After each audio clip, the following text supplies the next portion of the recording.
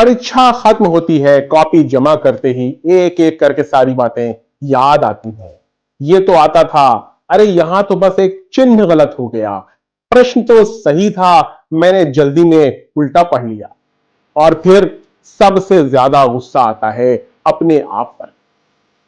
लेकिन सच तो यह है कि छोटी गलती का मतलब यह नहीं है कि तुम्हें बिल्कुल आता ही नहीं है। अब सीधे 3 रीजन मैं बताता हूं आपको और उनके सॉल्यूशंस भी आपको बताता हूं। पहली बात, घबराहट में लिखना। जब दिमाग में चल रहा होता है क्या, समय कम है, जल्दबाजी करनी है, जल्दी करना है, सारे क्वेश्चंस करने हैं, तो हाथ तो बहुत तेज चलता है लेकिन दिमाग पीछे रह जाता है। एक लड़का मैथ में अच्छा था, उसे आंसर्स आते थे लेकिन बार बार प्लस को माइनस और माइनस को प्लस लिख देता था। प्रॉब्लम मैथ नहीं थी, प्रॉब्लम थी जल्दबाजी। उसने सिर्फ एक आदत बदली और आंसर लिखने से पहले 2 सेकंड रुकना शुरू किया, बस 2 सेकंड। नतीजा क्या हुआ, छोटी छोटी गलतियां आधी रह गई। और याद रखो, तेज लिखना जरूरी नहीं होता, सही सोच कर लिखना जरूरी होता है दोस्तों। और दूसरी बात, क्वेश्चंस को पूरा न पढ़ना। बहुत सारे बच्चे 1-2 वर्ड्स पढ़कर देखकर लिखना शुरू कर देते हैं।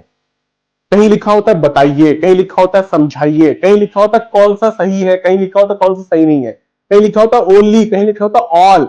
वहीं पर अच्छा पेपर बिगड़ जाता है। एक और बात बताऊं, एक स्टूडेंट ने साइंस का उत्तर बिल्कुल सही लिखा लेकिन वहां पूछा कुछ और गया था, कौन सा नहीं होता है। उसे लगा कि कौन सा होता है, उसने सारा का सारा उल्टा लिख दिया। नंबर क्या हुआ, 0 नंबर उसको मिले। हल बिल्कुल आसान है, सॉल्यूशन बिल्कुल आसान है। पढ़ते समय प्रश्न को मन ही मन पूछो, मुझसे क्या मांगा जा रहा है, वो मुझसे क्या पूछ रहा है। बस इतना करने से छोटी छोटी गलतियां रुक जाएंगी। और तीसरी बात, जांच के लिए समय बिल्कुल न बचाना। अक्सर बच्चे कहते हैं टाइम ही नहीं मिला, मैंने कॉपी चेक ही नहीं करी जमा करने से पहले। सच तो यह है, समय होता है लेकिन हम उसे बचाकर नहीं रखते हैं।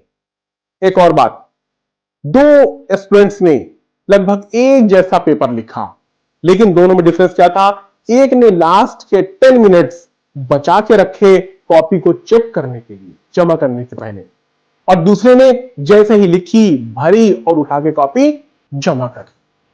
लेकिन जिसने जांच करके जमा करी उसने 3-4 अंक सिर्फ छोटी छोटी गलतियों से बचा ली।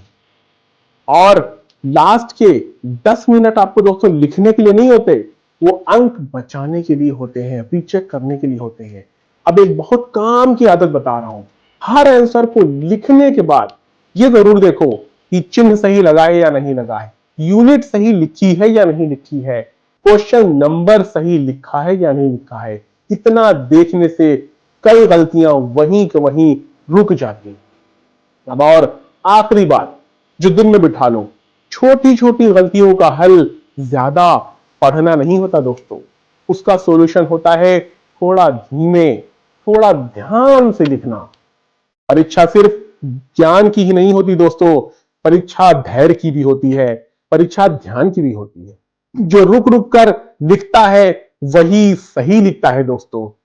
उम्मीद है आपको ये वीडियो की सीरीज पसंद आई होगी, तो प्लीज लाइक और सब्सक्राइब जरूर कीजिएगा।